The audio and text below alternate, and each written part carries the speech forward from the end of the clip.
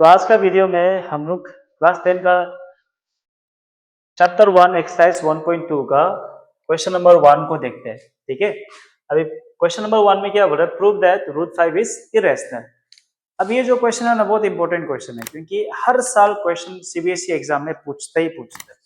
ठीक है, तो देखो कैसे करते हैं हम लोग। तो अभी रूट 5 को इरेशनल प्रूव करने के लिए तो हम लोग इसका उल्टा एजम्पशन लेना पड़ेगा। मतलब रूट 5 को अभी हम लोग क्या मान के चले, सबसे पहले तो रैशनल नंबर मान के चलेगा। ठीक है, तो क्या लिखिए हम लोग, let root 5 be a rational. ठीक है, अभी रूट 5 रैशनल है तो क्या आएगा, so that root 5 equal to क्या आ जाएगा, ए अपॉन बी, जिसमें ए एंड बी क्या होगा हम लोग का, आर को प्राइम। ठीक है, अभी ए और बी जो हम लोग क्या मांगे चलेगा, हम लोग ऐसा इंटीजर से जो कि हम लोग का को प्राइम होगा। और को प्राइम का मतलब क्या होता है, जिसका कोई कॉमन फैक्टर नहीं होता है वन के अलावा। ठीक है ना, तो ए और बी हम लोग क्या मांगे चल रहा, हम लोग को प्राइम एजम करके चल रहा। तो अभी करना है क्या, आगे बी को इधर ट्रांसफर करते हैं। तो जब बी को इधर लेके आए तो क्या आएगा, इनटू में बदलेगा। तो इसका मतलब रूट 5 बी इक्वल टू यहाँ में क्या आ जाएगा हम लोग का, ए। ठीक है, अभी रूट 5 में से अभी हम लोग क्या हटाना है, रूट को हटाना है। तो रूट को हटाने के लिए करना क्या है, दोनों साइड में हम लोग क्या करेगा, स्क्वायरिंग करेगा। ठीक है ना, तो क्या मिलेगा हम लोग को, स्क्वायरिंग ऑन बोथ साइड। तो दोनों साइड में हम लोग क्या करना है, स्क्वायरिंग। तो जिससे क्या आएगा, रूट 5 बी का ऊपर में स्क्वायर और ए के ऊपर में क्या आ जाएगा, स्क्वायर। तो दोनों को स्क्वायर करने पर क्या मिलेगा हम लोग का, 5 into b square equal to हमें क्या आ जाएगा, ए स्क्वायर। ठीक है, तो अभी जब 5 को आगे लेके चलेगा तो हम लोग क्या मिलता है, बी स्क्वायर इक्वल टू क्या आ जाएगा, ए स्क्वायर अपॉन 5।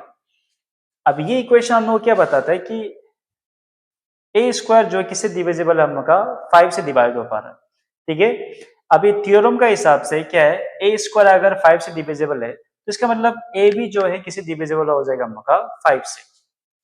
तो हमें क्या बताएगा, since A square is divisible by 5, so a will also be divisible by 5। ठीक है, ठीक है, तो इसका मतलब तो अभी आगे चलते हैं। तो a किससे डिवाइड हो पाएगा हम लोग का, 5 से। a अगर 5 से डिविजिबल है, या फिर a और 5 को जब डिवाइड करें तो कुछ आंसर मिलेगा, तो वो आंसर को हम क्या से रिप्रेजेंट करेगा हम लोग का, c से। तो 5 को जब इधर लेके ट्रांसफर करने से तो क्या आएगा हम लोग का, 5c मिल जाएगा।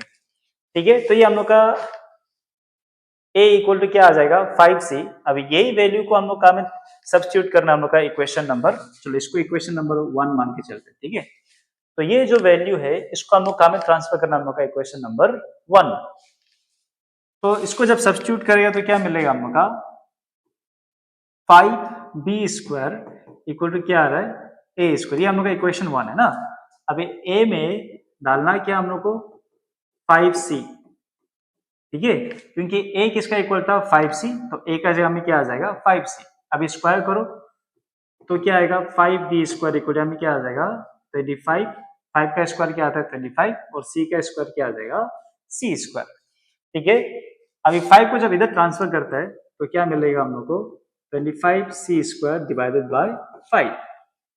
अभी दोनों को डिवाइड करो 5 से, 5 1 जार 5 और 5 5 जार क्या आ जाएगा, 25। तो क्या मिलेगा हम लोग को, बी स्क्वायर इक्वल टू क्या आएगा, 5c स्क्वायर आने वाला। ठीक है, अब ये इक्वेशन फिर हम लोग को ये बताता है कि 5 जो है किसका, 5 जो है किसको डिवाइड कर सक रहा है हम लोग का, बी स्क्वायर को। तो अभी हम लोग पता है इसको क्या मान के चलो, इक्वेशन नंबर 2। अभी इक्वेशन 2 में फिर हम लोग क्या मिला है, 5 जो है किसका डिवाइजर है हम लोग का, बी स्क्वायर को। तो इसका मतलब थ्योरम के हिसाब से अगेन 5 जो है किसको भी डिवाइड कर पाएगा हम लोग का, बी को भी। ठीक है, तो यहाँ में वो सेम मेंशन करो, since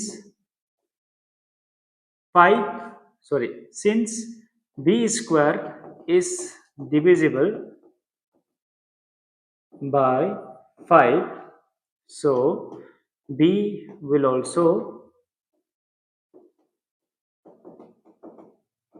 divisible by 5।